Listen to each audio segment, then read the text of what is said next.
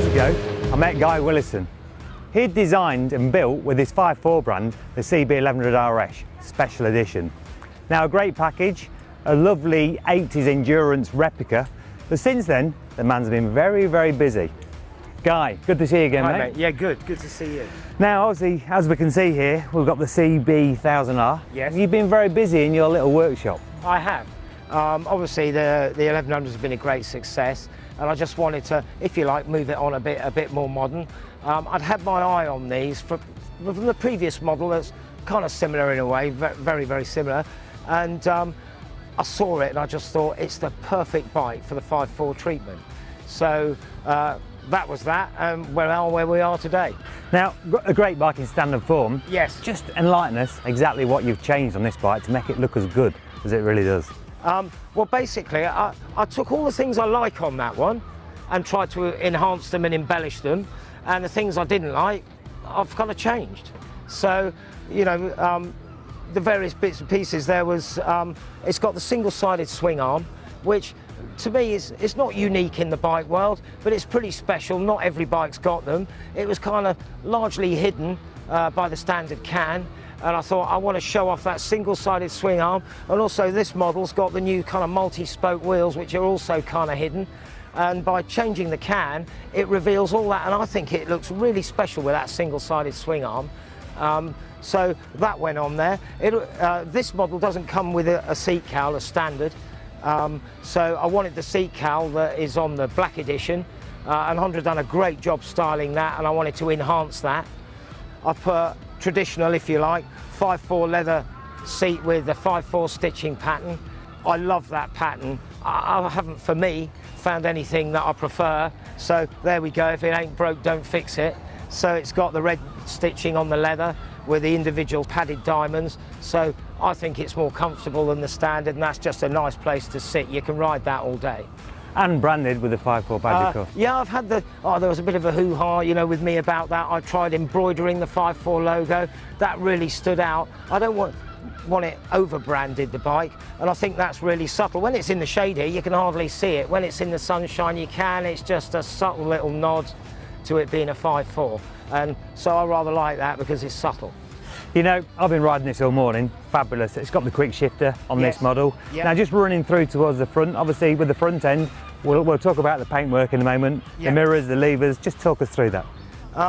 Well, the usual 5.4 thing, the bike has to work for me, so this bike was crying out for some kind of nose cone. For me, it was an absolute given. I like them anyway from a styling point of view, and they have some sort of function. Look, it's not a tourer that's going to keep you dry in the rain, but it will take a bit of wind blast off you and give you a little bit more of an easier time. So it has that function, but I make no bones about it. I've done this for the style and the look.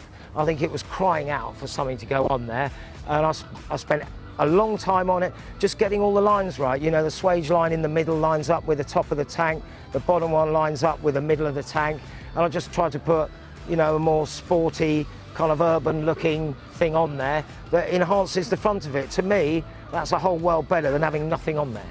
So different mirrors, different short levers, they're beautiful actually, really good feel.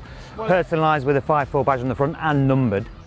Yeah, we've got these billet aluminium mirrors. They're just beautiful quality, you know, they're just special, and I think they're in keeping with all the other sort of like candy paint and LSL levers and leather seat. You've got to have nice wing mirrors.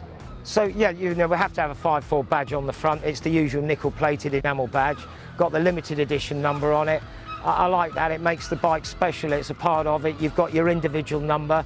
Every bike's individually built by me, not a team of guys. So I pour my heart and soul into it, and you get your limited edition badge on it. The paintwork, well, I think a lot of people know now, you know, I cut my teeth biking from the age of 17 onwards, going endurance racing, watching Le Mans, Spa, the Bol d'Or, and I used to watch these Hondas racing in. This is my take on their paint jobs. No two were the same, so there isn't a standard format anyway, and this is my take on what I remember them looking like. But this one, rather than the 1100, this one's in candy. Just because it's a more modern bike, I thought it would wear it well. And also it shows off the lines of the tank. You know, you can see the swage line for the knee cutouts, you know, the raised bits on the tank, the folds in the fairing. You know, if you see a black tailpiece, you just don't see the lines in it that Honda have beautifully put in there, but they're kind of hidden with a black one. This enhances them. Now, a gorgeous stubby little race fit exhaust. John at Race Fit is a mate of mine. I've got a special link up with them. They've let me put the 5.4 logo on. It's now laser etched in, it's not a sticker. And also I like that burnished blue with the candy blue paint. It's not exactly colour matched, but it's kind of in keeping with it. It's titanium, it's beautifully welded. And of course it's got the rogue red rivet because it can't be perfect. You've changed the rear a little bit to fit your special tail tidy. Yeah, I mean Honda have done a beautiful tailpiece on it, which is fantastic. I love it. It's got the leather bump pad on it with the 5.4 logo laser etched in. The candy paint shows off the beautiful lines of it, and I think it is a gorgeous shape. But you know, I wanted to show off the whole of the rear tyre. A lot of modern bikes have those hugger things at the bottom. For me, just on a personal level, I prefer to see the whole tyre. You know, going back to the endurance racers, when you could see the whole of the rear tyre and it had a beautiful pipe like the Race Fit on it, that's what floated my boat. So to achieve that, what I did was, I put a slimline LED rear light, which what that allows me to do, all the bracketry to mount the rear number plate and the light is all internal. There's, not that I've seen anyway, someone will probably tell me I'm wrong, but I've not seen another tail tidy where all the bracketry is inside. So it's got beautifully clean lines underneath.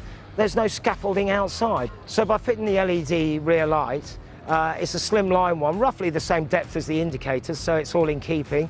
It sticks out a bit at the back, and I think that just looks bang up to date. And I love the look of that light. It's radiused underneath. It's a bit like an arrowhead underneath. So I noticed this machine is 00, that's Honda's bike. It's got a pre-production prototype in essence. We want all the numbered ones to be available to the public. So this one's for Honda themselves, so it's badge 00. So 01 upwards will be available. I see it's got your signature on the rear tailpiece. Does that mean every model will have that? Do you know what? That is open to debate because I've put that on there without any permission because Honda are very good. They do leave me alone to do my own thing, and then I present them with a bike and hopefully they like it. So far there's never been any arguments. They've been really supportive and great.